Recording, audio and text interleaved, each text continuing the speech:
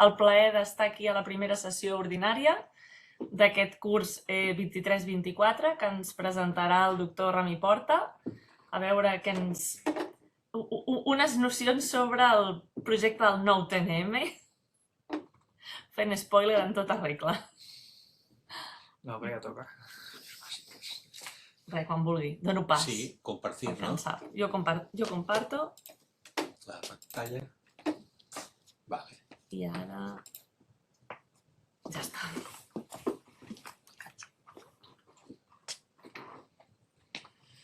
Només es veu aquí. Crec, A on? Aquí, on estava jo, perquè era l'únic que es veia a la sala. Ah, vale, doncs ja poso. Intercanvi cultural. Perquè abans es veia just aquí. A mi m'és igual que em vegi. Sí.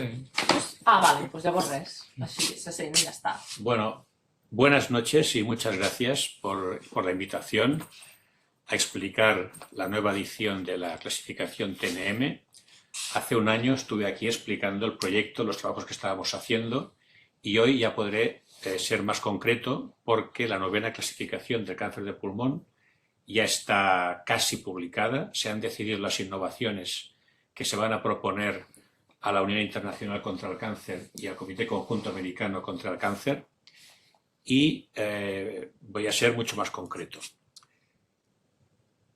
No tengo conflictos de intereses y el contenido de la charla va a ser una introducción que en esta ocasión me voy a extender un poco porque el mes pasado cuando vine aquí vi que había muchos cirujanos nuevos, muchos residentes nuevos, y como dijo ayer o antes de ayer el presidente de la ONU, muchas cosas no vienen del vacío, no vienen de la nada, sino que hay un background muy importante que conviene conocer para saber de dónde venimos. Luego explicaré las innovaciones, hablaré muy brevemente sobre qué implicaciones clínicas pueden tener, un resumen y las conclusiones. Bien, ya se ha escrito, se ha dicho... Queda cortada. Bueno, se ha dicho, se ha explicado y se lee en muchos artículos que la clasificación TNM fue desarrollada por Pierre Denoy y es cierto en parte porque Pierre Denoy era un cirujano oncológico francés muy dedicado sobre todo al cáncer de mama, y él lo que hizo fue organizar una recogida de datos impresionante sobre todos los tipos de cáncer en Francia y en las colonias francesas, que se publicaban en este boletín del Instituto Nacional de Higiene, del cual él era director. Entonces él empezó a hacer una clasificación que era exclusivamente clínica e interesaba solamente al tumor primario. Y como se puede ver en este texto, estaba muy condicionado por su actividad en el cáncer de mama, porque dice estadio 1, un tumor limitado al órgano de pequeña talla. Bien, esto de acuerdo. Pero estadio 2, tumor adherido al órgano. La mama se puede palpar bien, se puede ver si el tumor está adherido o no, pero ¿cómo palpamos el pulmón? ¿Cómo palpamos un páncreas? Entonces hay ciertas cosas que es difícil aplicar a todos los tumores, como el estadio 3, el tumor fijo, estadio 4 era más avanzado, y el estadio 5 era el diseminado, cuando había metástasis. Por tanto, había 5 estadios tumorales. Luego también había una clasificación que ella llamaba complementaria, que era sobre los ganglios linfáticos, y era algo parecido, estaba basado en la fijación, la textura, el volumen de esos ganglios, y también había, más tarde, no en el año 50, sino en el año 52, él ya añadió una tercera o una segunda clasificación complementaria a esta primera, que era la de las metástasis. Y tenía una serie de números que iba por órgano, por número, etc. Entonces, pues esta clasificación, que es realmente de extensión anatómica, que es lo que es la clasificación TNM, en los trabajos de Denoy, el TNM no aparece. Aparece unos estadios que hacían referencia al tumor primario. Y debo agradecer a Conchi Caro, que es la bibliotecaria de nuestro hospital, el que me consiguiera las referencias originales de este boletín de higiene francés, porque evidentemente en los años 40, los años 50 eso no estaba indexado, es muy difícil obtenerlas, pero al final ella encontró un link de esta institución en la que se pueden consultar estos artículos tan antiguos. Bien, entonces ya se ve que Pierre Denoy en esa década empezó a desarrollar esta clasificación, la fue madurando y luego intervino la OMS y también la UICC. Él llegó a ser presidente de la UICC. Y cuando ya se publicó el primer folleto del cáncer de pulmón, el año 66, ya estaban incorporadas las letras TNM para diferenciar los tres componentes de la clasificación que tenemos hoy en día. Y la primera edición del manual, en el formato que conocemos hoy en día, que es un manual de bolsillo, se publicó en 1968. A partir de ahí viene Clifton Mountain, cirujano torácico que se encargó de recopilar una serie, en aquel momento amplia, más de 2.000 pacientes de cáncer de pulmón, exclusivamente de Norteamérica y casi de una única institución, aunque realmente había algún caso de Canadá. Y él, en este artículo que es fundamental, que hace más de 50 años, o hará 50 años que se publicó, estableció los descriptores que tenemos hoy en día: tamaño tumoral, atelectasia, invasión de la pleura visceral, de la pleura parietal, del diafragma, etc., que no estaban en la primera clasificación desarrollada a partir de los trabajos de Denoy. Y se ve aquí cómo las gráficas de la T, había tres categorías, T1, T2, T3, la N, N0, N1 y N2, y la M, M1 y M0 y M1, y los estadios 1, 2 y 3, las curvas de supervivencia se separan claramente.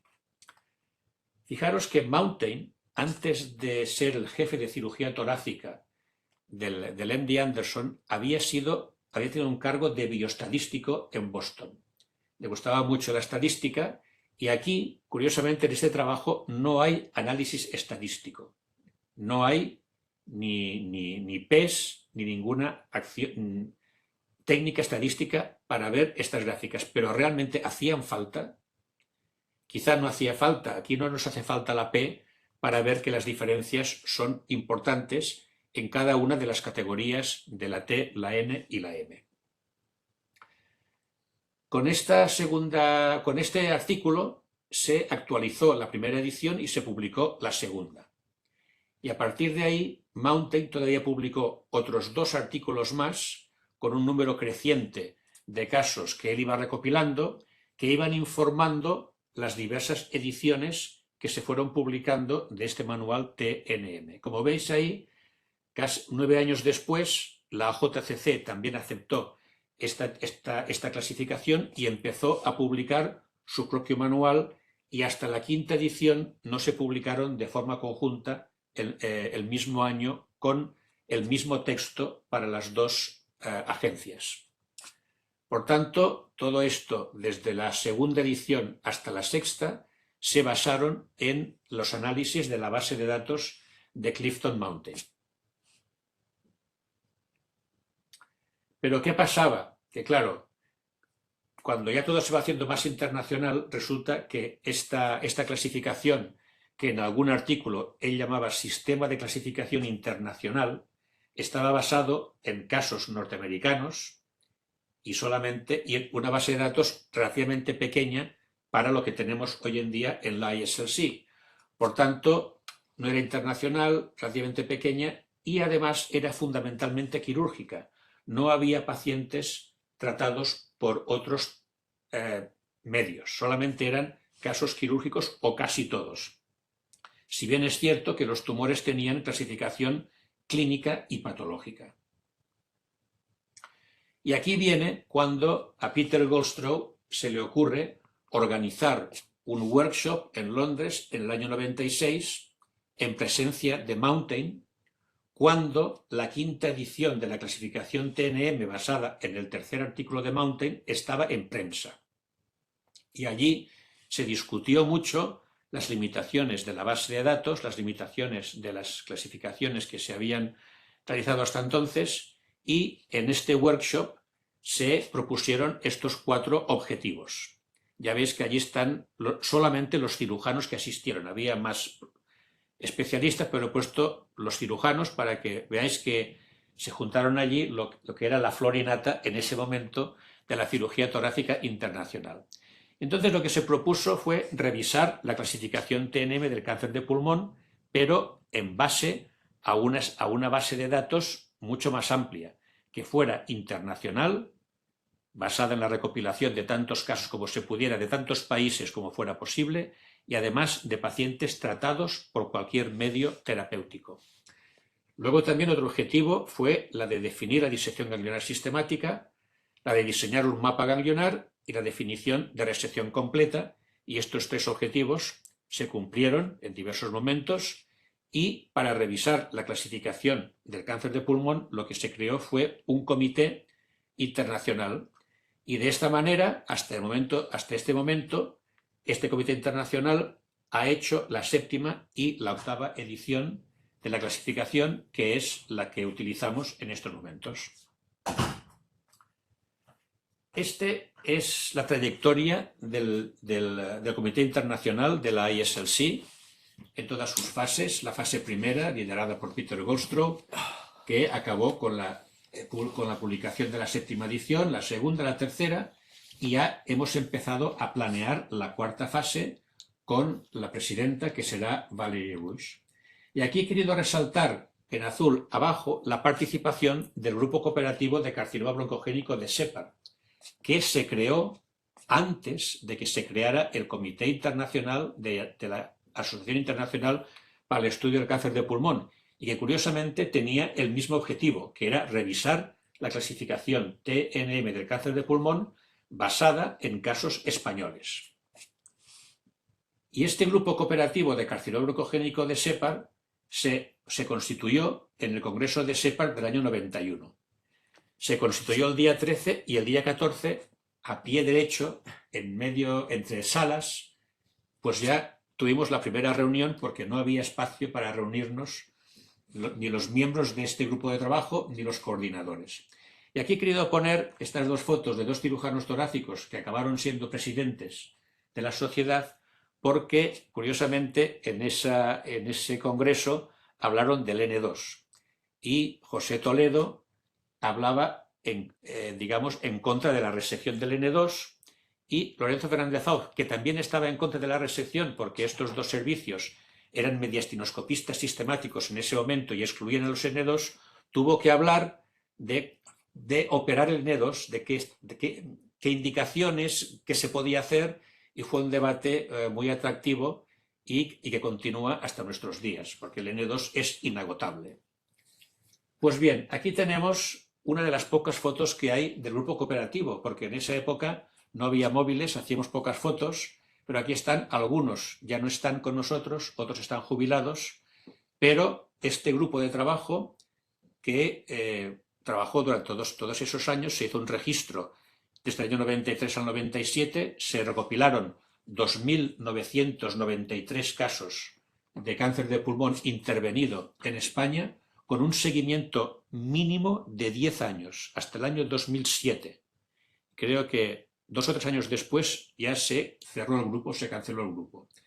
Se hicieron análisis específicos de los datos, se fue a congresos, se hicieron publicaciones, y este es el resultado. Si no me he dejado alguno, se publicaron 30 artículos, la mayoría de ellos en revistas internacionales y algunas de impacto importante, como puede ser el Chest, el Lung Cancer o Thorax, y 8 en archivos de bronconeumología.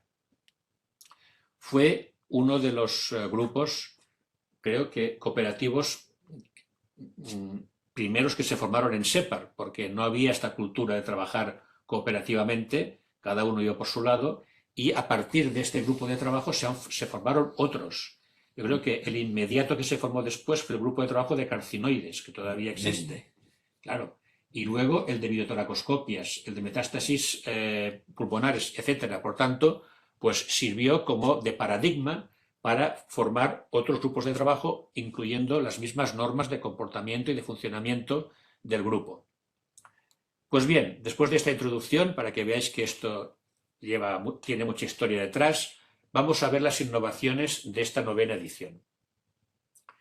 Como he dicho al principio, no están publicadas, pero se presentaron en público el mes pasado en Singapur en una sesión plenaria extraordinaria donde el doctor Hisawa Samura, que es el actual presidente del Comité de Estadificación y de Factores Pronósticos de la ISRC, presentó la clasificación del cáncer de pulmón. Valerie Rouge, que es la presidenta electa y que entrará a ser presidenta después del Congreso Mundial del próximo año, presentó la clasificación del mesotelioma y el doctor Enrico Ruffini presentó la del timoma, tumores epiteliales tímicos. Y el doctor Paul Farnshill, que es el actual presidente de esta asociación, y yo mismo moderamos esta sesión. Por tanto, lo que voy a presentar son las propuestas de innovación que se van a implementar en la 9ª edición de la clasificación. Suponemos que la AJCC y la UICC las van a aceptar, puesto que en las otras 2 ediciones previas no pusieron ninguna dificultad a las recomendaciones que nosotros les sugerimos.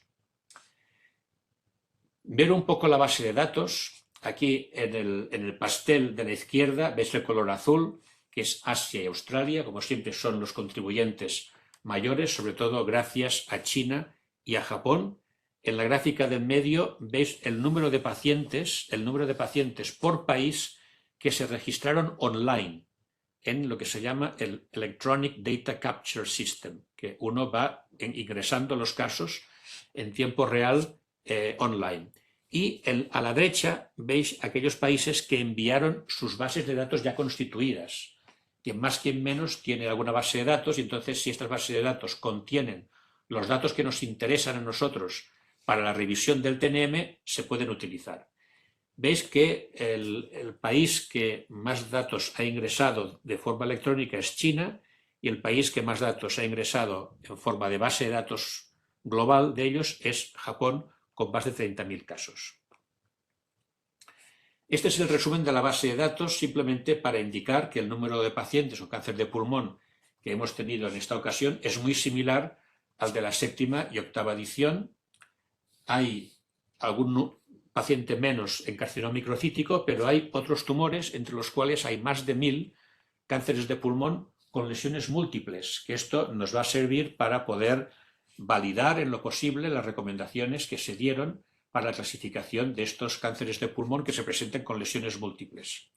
Y luego tenemos por primera vez en todo este proyecto de estadificación casi 10.000 pacientes con datos moleculares. Entonces, de momento, porque también hay restricciones de presupuesto, lo que se va a hacer es acabar con los análisis, las publicaciones de la T, la N, la M y los estadios, y luego se empezará a ver cómo se puede integrar la biología molecular con la anatomía, basándonos en la información de estos casi 10.000 pacientes con datos moleculares.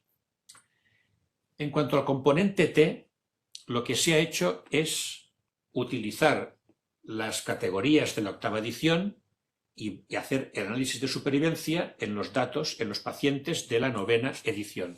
Y veis que las gráficas son muy parecidas a las de la 8ª edición.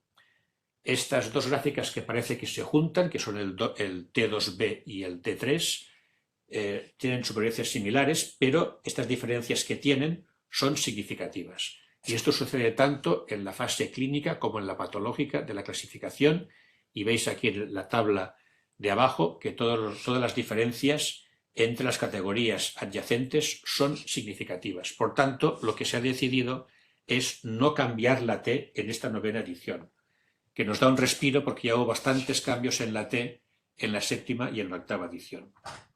Lo que sí se ha hecho con más detalle es analizar un descriptor del componente de la categoría T3, la pleura parietal y la pared torácica.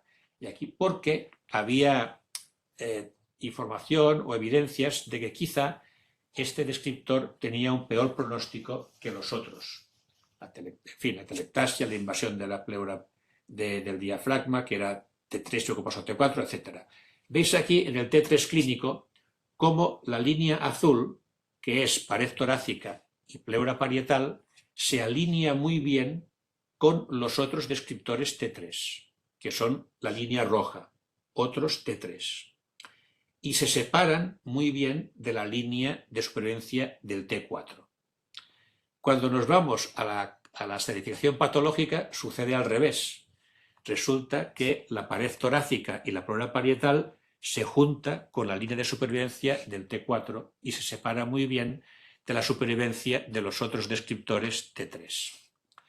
Entonces, cuando hay discrepancia entre la clínica, entre la estratificación clínica y la patológica, se opta por no modificar la estratificación. Por tanto, se mantiene así. Y estas diferencias no dejan de ser lógicas, porque nosotros es muy difícil identificar invasión tumoral en la pleura parietal, a no ser que haya un complejo, pues dolor torácico permanente, etc. El mero contacto no significa que haya invasión. En cambio, en el estado patológico tenemos la pieza y podemos asegurar que la hay.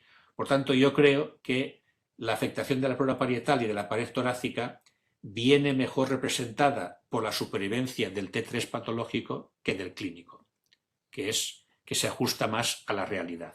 Pero esto no va a cambiar los descriptores del T3, pleura parietal y pared torácica continuarán siendo T3. En cuanto a la N, pues se ha hecho lo mismo. Las categorías clásicas de toda la vida, desde N0 a N3, se han analizado en la base de datos de la 9ª edición y, como se puede ver, tanto en la fase clínica como en la patológica, las curvas de supervivencia se separan muy bien y las diferencias entre las categorías adyacentes son significativas. Pero recordaréis que en la 7ª edición y en la 8ª edición se hizo un intento de cuantificación de la afectación ganglionar. En la 7ª edición se hizo por el número de zonas ganglionares. Recordad que una zona ganglionar era un conjunto de estaciones anatómicamente próximas y teníamos mediastino superior, subcarina, mediastino inferior, subaórtica, etc., ¿no? Pues bien, a mayor número de zonas ganglionares afectadas, peor pronóstico, con la particularidad de que N1B, que era múltiples zonas N1, tenía el mismo pronóstico que N2A, zona N2 única. En la 8ª edición se hizo algo parecido, pero contando el número de estaciones afectadas. Y se vio lo mismo, a mayor número de estaciones, peor pronóstico. Y aquí lo que vimos es que el N2, que era similar al N1 múltiple, era el N2 sin N1.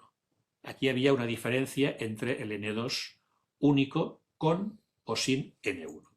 Todo esto, que tiene mucho valor en la fase patológica y que nos ayuda a determinar el pronóstico para un paciente concreto que se opera y que tiene afectación ganglionar, pues cuando se quiso trasladar o validar a la fase clínica no se pudo. Las gráficas eran muy anárquicas y tampoco se pudo validar por las diferentes T's ni por regiones geográficas y por tanto se optó por no modificar los descriptores de las diversas categorías N.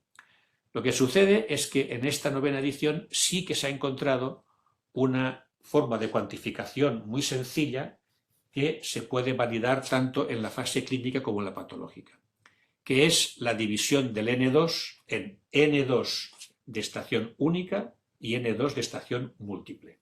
Entonces se ve aquí, en esta gráfica de la izquierda, como la línea verde, que es el N2 de única estación, y la amarilla, el N2 de múltiple estación, se separan perfectamente y lo mismo sucede en la fase patológica de la estratificación. Esto no deja de ser lógico porque cada vez tenemos mejores medios de explorar el tumor. Tenemos el TAC, tenemos el PET, tenemos el EBUS, tenemos la mediastinoscopia, y en fin, para poder determinar el número de estaciones ganglionares que están afectadas en la fase clínica y luego si se hace una buena estratificación patológica podemos hacer lo mismo en la fase patológica de la estratificación. Y en cuanto a la M, se ha visto una cosa idéntica a la octava edición y otra cosa diferente. Las líneas azul y roja.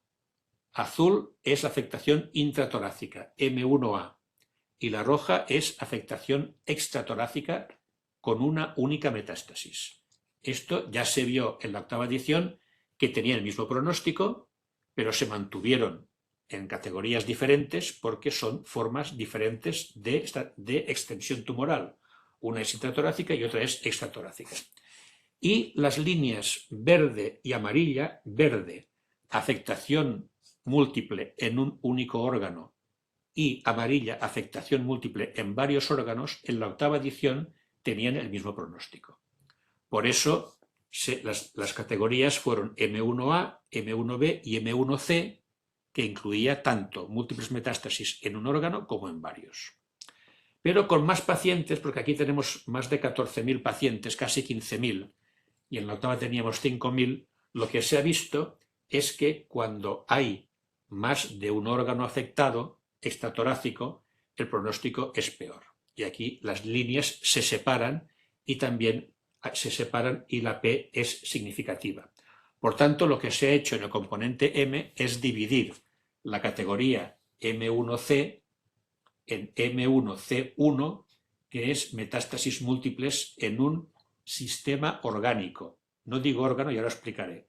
Y M1C2, múltiples metástasis en múltiples órganos extratorácicos, sistemas orgánicos extratorácicos. ¿Por qué órgano? ¿Por qué sistema orgánico y no órgano? Porque hay la duda de si, por ejemplo, tenemos una metástasis en fémur y en húmero y en calota craneal, ¿esto qué es? ¿Múltiples metástasis extratorácicas en varios órganos o no? Pues no. El esqueleto es un sistema orgánico. Entonces, 3 metástasis en huesos es M1C1. Múltiples metástasis en un sistema orgánico. Lo mismo sucedería con los linfáticos extratorácicos. Si hay más de un ganglio abdominal o retroperitoneal o cervical, pues sería lo mismo, M1C1, porque es el mismo sistema orgánico. ¿Y las suprarrenales? ¿Puedo preguntar? Sí, es un órgano, sí, sí. Por tanto, los cambios propuestos son la T sin cambios, la N, la subdivisión del N2 en A y B dependiendo del número de estaciones ganglionares afectadas, y la M, subdividir el N1C en M1C1, múltiples metástasis en un sistema orgánico, y M1C2, múltiples metástasis en varios sistemas orgánicos. Y luego vienen los estadios, es decir, los estadios son función del TNM. Entonces todo esto se alimenta un ordenador y se hace la partición recursiva. Aquí están excluidos los M1, y se empieza por lo de peor pronóstico, la N, ¿veis? N0. Esto no es para leer, es para que veáis cómo se configura todo esto. Y te van dando, al final, los estadísticos llaman a estos tumores últimos los nodos terminales. Cada uno tiene una supervivencia y los de la izquierda son el mejor pronóstico y los de la derecha son el peor pronóstico. Entonces, según el pronóstico de cada tumor, se tiene que asignar el estadio al que corresponde. Y lo que se ha hecho pues es esto. Esta es la nueva tabla de los estadios, que ahora la veremos en comparación con la de la novena edición para ver mejor estos cambios. En primer lugar, ¿qué sucede? Pues que hemos dividido el N2 en N2A y N2B. El T1N2, en la octava edición, que siempre ha estado en el 3A, el N2 siempre ha estado en el 3A, pues ahora lo que sucede es que el T1N2A tiene un pronóstico de 2B. Y por tanto, pues se le ha puesto en el 2B. El T1N1 se ha visto que tiene, en esta base de datos nueva, mejor pronóstico que el que tenía en la octava edición y por tanto se ha bajado del 2B al 2A. Fijaros aquí una cosa curiosa, el T2N2, 3A, pero el T2N2B se ha subido al 3B. y el T3N2A se ha bajado del 3B al 3A. Es decir, la magnitud del tumor ganglionar supera a la magnitud de la T. Un T2 con mucho ganglio sube de estadio y un T3 con menos ganglio baja de estadio. Y en el estadio 4 no hay diferencias porque estas dos categorías o subcategorías del M1C se mantienen en el estadio 4B y no hay diferencias en cuanto a este estadio 4. Aquí veis las gráficas de supervivencia que son casi idénticas a las de la octava edición. Las curvas se separan bien, a excepción de la supervivencia del 3C y 4A, que también sucedía en la octava edición, en las que no hay diferencias significativas, pero el TNM es pura anatomía y entonces, como el 3C y el 4A significan diferentes formas de extensión tumoral, una es locorregional y la otra es a distancia, se mantienen en estadios diferentes. No se han querido juntar porque estaríamos juntando dos tipos de progresión tumoral diferentes. Y esto es la fase clínica y en la fase patológica igual. Se separan muy bien. Y el estadístico R2 es que indica, digamos, la cantidad de pronóstico que se puede explicar por esta clasificación ha aumentado un poquito, no mucho, pero en cada edición el R2 va aumentando décimas. Es decir, mejoramos algo, pero sigue habiendo más de un 50% del pronóstico que no se explica por la extensión tumoral del tumor, lo cual es lógico también, porque hay otros factores pronósticos diferentes al del tumor. Hay al de la anatomía del tumor, porque hay factores biológicos, pero hay factores del paciente, la comorbilidad, hay factores geográficos, hay factores del medio sanitario en el que se trata el paciente, etcétera, que también participan en el pronóstico y que no quedan representados en la extensión anatómica del tumor. Implicaciones prácticas de todo esto. En primer lugar, estos cambios que hemos visto gracias a una nueva base de datos, quizá con más granularidad, con más detalle de todos los elementos anatómicos, pues nos ayuda a entender mejor el pronóstico que viene determinado por la extensión anatómica del tumor. Pero esto solamente es así si hay una estratificación clínica y patológica estricta. Es decir, creo yo que no se va a poder determinar si un tumor es un N2A si en el EBUS pinchamos 1,2 ganglios. Si en la mediastinoscopia metemos el mediastinoscopio y lo sacamos sin sacar ningún ganglio. O si en la linfadenectomía no abrimos el mediastino por aquello de no se vaya a producir una mediastinitis. Que de eso también lo he oído. Yo lo he oído en congresos. Y otra cosa es que hay que hacer una planificación juiciosa del tratamiento. Porque como ya se dijo en la séptima y en la octava, el mero cambio clasificatorio no implica un cambio en el tratamiento, porque el tratamiento se basa en los resultados de ensayos clínicos hechos específicamente para probar los tratamientos. Entonces, ¿qué pasa con el T1N2A, que ahora es estadio 2B? Pues hay que tratarlo como se trataba antes, porque no hay estudios en el que se haya incluido el T1N2A en el estadio 2B, 2A.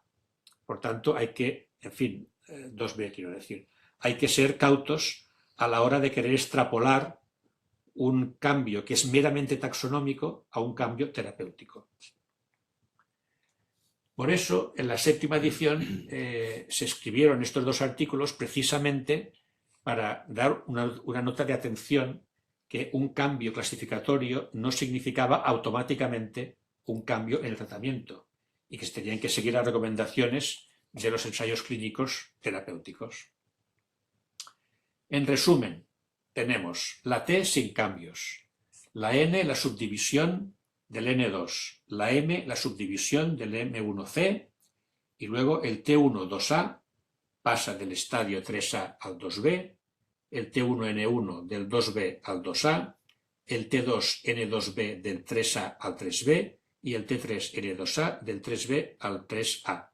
Es aquí lo que decía antes, la magnitud de la afectación ganglionar supera a la magnitud de la T. Manda la N. Conclusiones, pues ya casi las hemos dicho un poco, ¿no? Esta novena clasificación nos va a referir al pronóstico, pero a condición de que se haga una buena estratificación clínica y patológica, para que realmente esta clasificación pueda ser útil tanto en la clínica como en la investigación. Muchas gracias.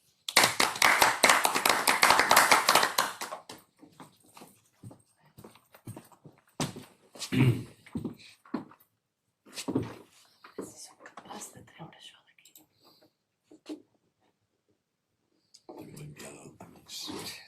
Xavi, endavant. Hola, em sentiu? Bé, en primer lloc, moltes gràcies al doctor Rami per la presentació d'aquest spoiler que ens ha fet de la nova classificació TNM. Està magnífic i crec que per informar-vos que esteu aquí, diria que és la sessió que més participants té entre els connectats i suposo que els que hi ha allà, que sou ara més de 3. M'ha semblat sentir que hi ha algú més. Doctor Molins, doctora Saumeng s'han afegit. Us tinc controlats a tots. Però en principi, bàsicament, doncs hem sigut gairebé 40 en ocasions, per tant vol dir que el TNM té molt d'interès entre els cirurgians toràcics i que tota nova classificació ens té sempre atents i amatents a veure quines novetats i com ens pot... què ens implica totes aquestes novetats, i la veritat és que el doctor Rami ho ha fet d'una manera magnífica. Aleshores, espero que hi hagi més gent que tingui dubtes, pregunti, la gent jove i aneu fent preguntes. Moltes gràcies per la presentació, doctor Rami. Gràcies a vosaltres per la invitació.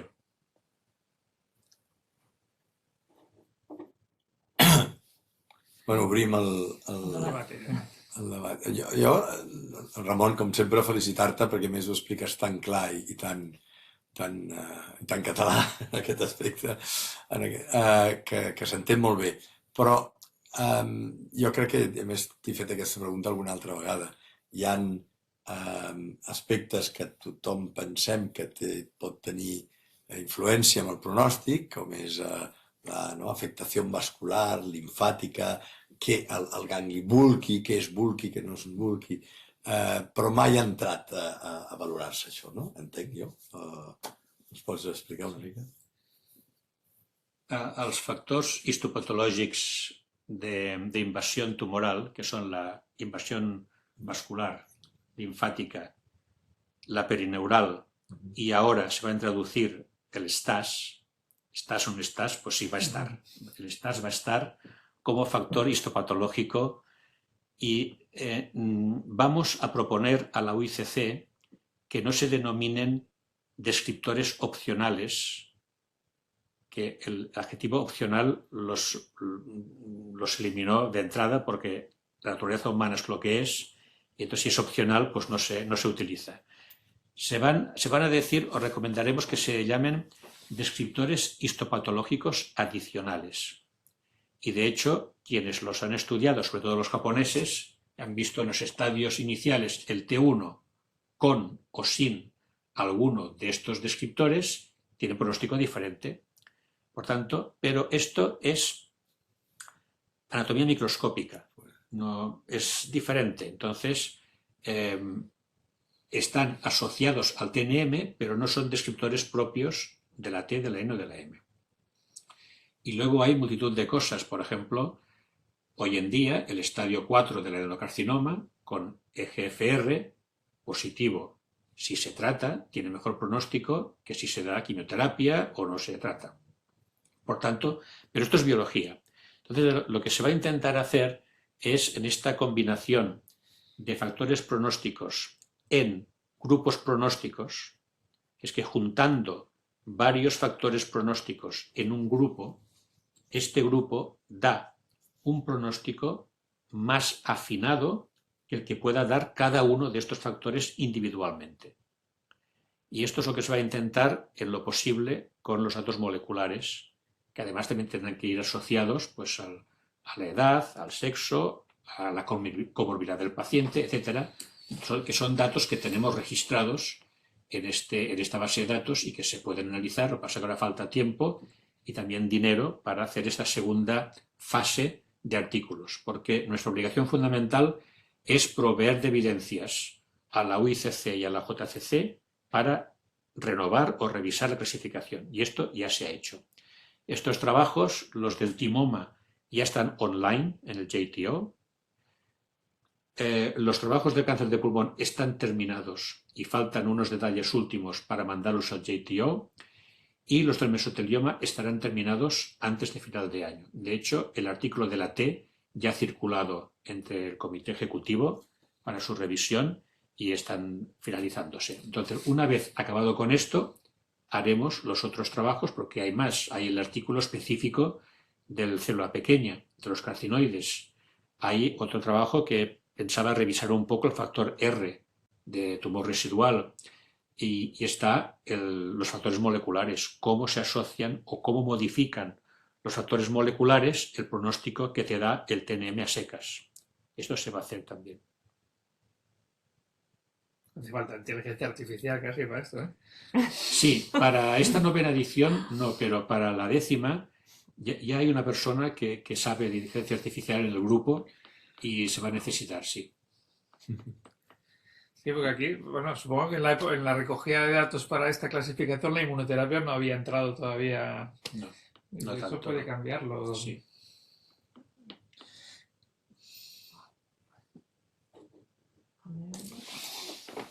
Algú que tingui alguna pregunta dels connectats online? Jo no veig mans. Perdó, jo volia fer una pregunta, no sé si puc fer-la ara. Endavant. Jo sóc el Lluís Cirera, oncòleg. O sigui, l'interès de la sessió no únicament es limita als toràcics, també tenim oncòlegs que estem molt interessats en aquesta classificació i sobretot l'oportunitat d'escoltar un bon amic i un gran professional com és el doctor Rami. Jo tenia un comentari. Des del punt de vista oncològic, quasi pràcticament no tots tumors sòlids, però quasi tots, ja estem utilitzant els biomarcadors, no solament com a factor predictiu, sinó pronòstic. De fet, la classificació, per exemple, en càncer de mama, ja no es basa en conceptes anatomopatològics ni anatòmics, que és la raó de ser d'aquest TNM de càncer de pulmó. Sense posar cap dubte al valor que té, un valor increïble, el TNM, crec, jo no sé quina és l'opinió del doctor Rami, que basant-se única i exclusivament en conceptes d'anatomia patològica i anatòmics, en aquests moments d'actualitat de la medicina personalitzada, de la biologia molecular, sí, crec que hauria que ja incorporar-se d'una forma molt més activa i proactiva tots els factors moleculars amb el càncer de pulmó. I jo crec que això podria donar-li també una visió, per dir una forma, si em permeteu, més apurada i més actual. Quina és la teva opinió, Ramon? Pues yo no puedo estar más de acuerdo contigo. Es decir, esto se tiene que integrar de alguna forma. El problema es que una de las ventajas del TNM es que es de aplicación universal. Tú lo puedes utilizar en una consulta muy modesta, haciendo una exploración física y una anamnesis. Lo puedes hacer en un hospital de alta tecnología. Y claro, cuantos más recursos pongas, el TNM que tú realices se va a acercar más a la realidad de la extensión anatómica del tumor. Sin embargo, hay otros elementos pronósticos o predictivos, como son los factores moleculares, que no todo el mundo los tiene. No se pueden, en el momento actual, generalizarlos. Y es cierto que, como he dicho antes, pues la asociación de anatomía con la biología nos va a dar mucha más información sobre el pronóstico y sobre el tratamiento. Pero si nos fijamos, los ensayos clínicos actuales, tanto de terapias diana como de inmunoterapia, todavía se están basando en la extensión anatómica del tumor. Entonces, es decir, los criterios de inclusión de pacientes son dependiendo del estadio tumoral que tenga ese tumor. Yo creo que de momento todavía tiene su utilidad incluso en la época de terapias diana y de inmunoterapia. Otra cosa va a ser cuando tengamos esa medicación, que yo creo que todavía no tenemos, que cure cualquier extensión tumoral. Si tenemos una medicación que vaya tan bien en el estadio 1 como en el 4, llegará el momento en que la clasificación de extensión anatómica no nos va a servir porque no va a ser importante saber si el tumor está en estadio 1, 2 o 3 o 4. Hasta que llegue ese momento, creo que la extensión anatómica todavía tiene un recorrido que hacer, pero yo estoy seguro que llegará un momento en que se habrá eliminado, le tendremos que jubilar porque será obsoleta siempre y cuando haya esta medicación que pueda controlar el tumor independientemente de su extensión. En cuanto al pronóstico, pues claro, ya he dicho que el TNM explica más o menos el 50 o el 60% del pronóstico del cáncer de pulmón. Pero hay otros elementos que se pueden juntar. Y eso yo creo que lo hacemos mentalmente cada día cuando vemos a los pacientes. Es decir, un paciente de 45 años con estadio 1 y lo tratamos, tiene un pronóstico diferente a si el paciente es añoso, tiene comorbilidad y a lo mejor no se puede ni operar. Entonces, esto que hacemos mentalmente se trataría de poder integrarlo en este sistema que se llama grupos pronósticos en los que se integran anatomía, biología y clínica. Lo mismo en el estadio 4. El estadio 4, adenocarcinoma con o sin una mutación que se pueda tratar, también el pronóstico es muy diferente. Aquí el pronóstico ya no va a depender de la extensión anatómica, sino que va a depender de lo que pueda responder el tumor a esa medicación específica para esa mutación. Yo creo que estamos en ese camino y que para la 10ª edición se va a avanzar mucho más de lo que podamos avanzar en esta novena con estos 10.000 pacientes que tenemos con datos moleculares. Gracias por la pregunta y gracias por asistir a esta sesión, Luis. Un abrazo y muchas gracias. Gracias a ti. Es que me está avisando corazón. El Comitè de Tumores l'he enviado. Preguntes, algú més? No veig mans. Están todos. Vinga, posar els nens a dormir, va. Perfectament, ho estan digerint. És l'altra opció. Manifiéstate. Manifiesta't. Deixa tus plats allà plans. Digerint. Això que no es pugui Ah, veure. mira, Alejandra. Alejandra, Un aplauso. aplaude. Gràcies. Muy bien. Sí que hi ha gent, Sí. Sí. Perquè hi ha alguns duplicats, també s'ha de dir. Ei, pregunta. Digues, Sergi, endavant. Fa 2 cops, el Sergi. Sergi, Simpson. Hola, què tal? Hola. Sí, ho entenc que canvio d'habitació, que tenim 2 mòbils. Tenim els nens aquí que han escoltat també tota la xerrada. Aplaudeixen o Sí. no? Doctor Rami, ja n'hem parlat vegades, però com que aquí tenim més foro i una mica, doncs, jo entenc el que vol dir que el TNM és simplement el nostre GPS i ens marcarà un pronòstic, però bueno, sempre és el mateix, no? El tema del tractament. Jo crec que sí que en tindrà d'implicacions aquest canvi que s'ha fet amb aquest nou TNM. Hi ha una pregunta que em faig és, si serveis com el nostre, que molts pacients tenen una limfadenectomia prequirúrgica i trobem un N2 o una estació i és un T1, realment podríem reproduir el TNM. L'únic dubte que quedaria és que potser algun pacient no arribaria a l'adjuvància si tingués alguna complicació quirúrgica.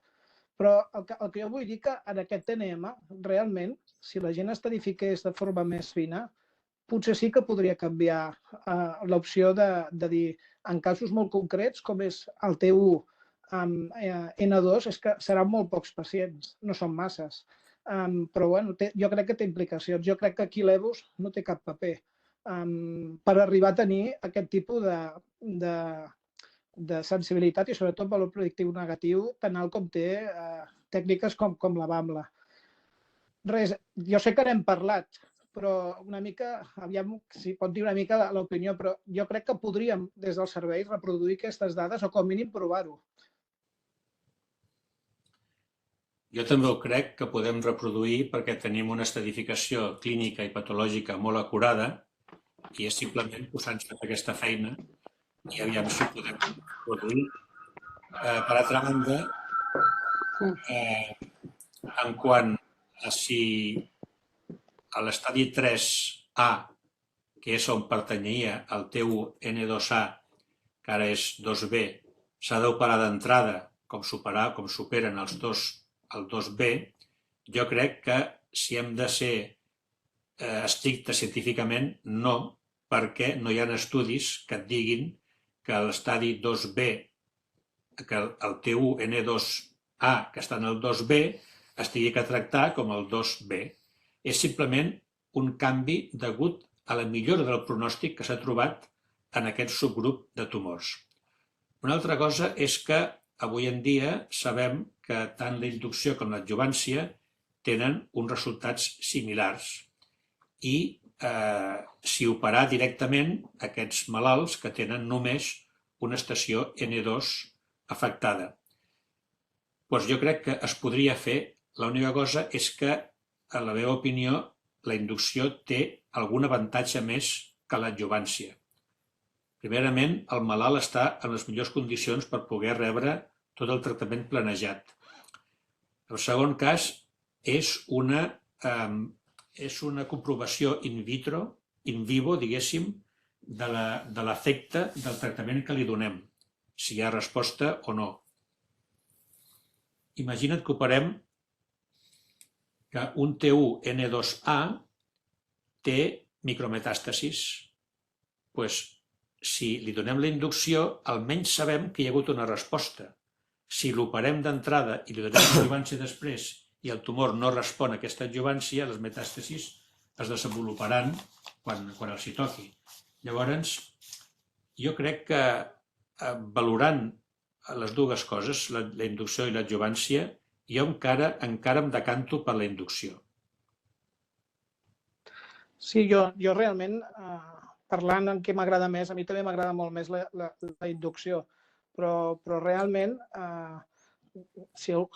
podríem intentar fer un estudi, ni que sigui perquè tenim les eines per fer-ho.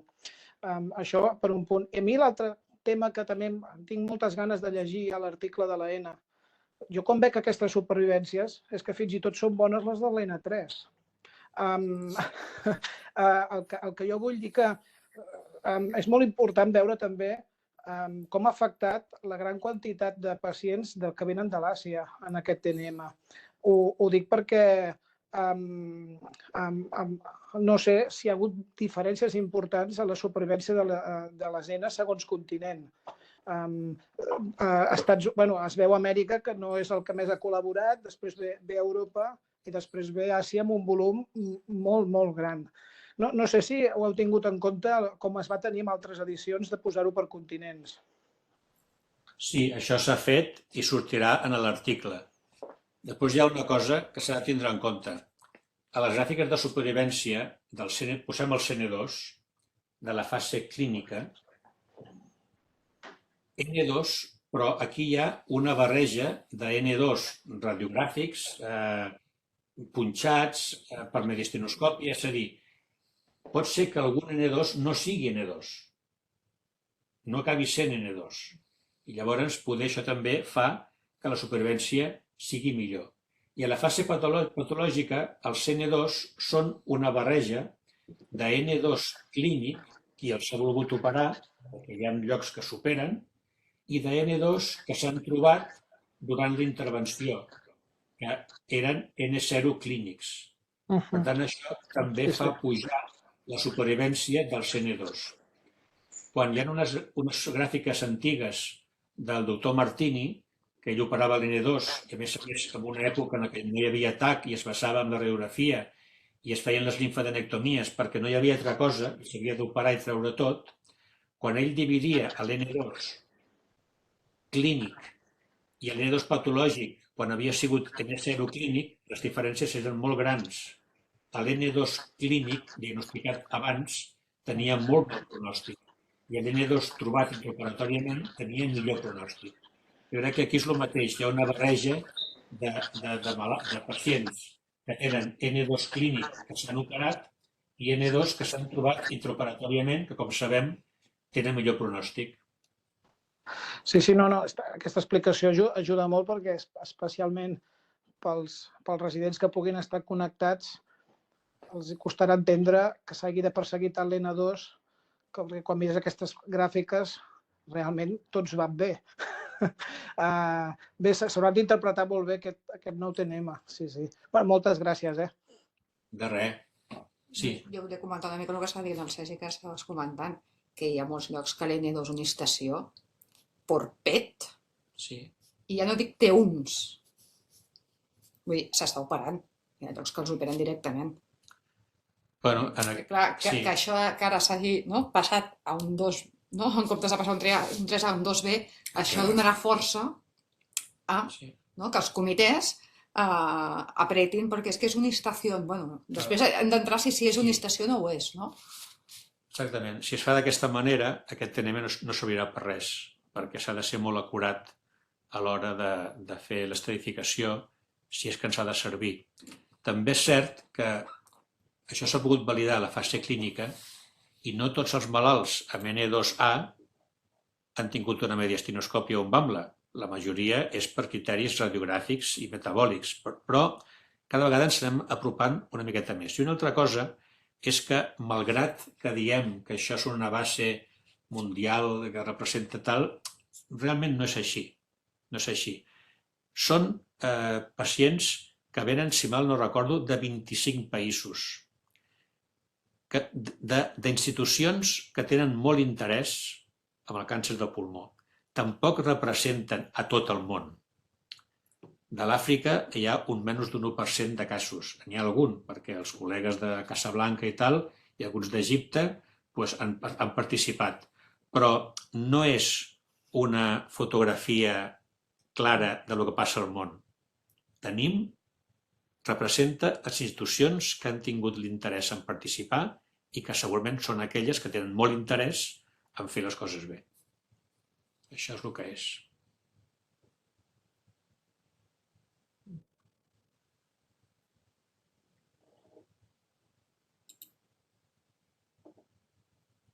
Alguna pregunta més?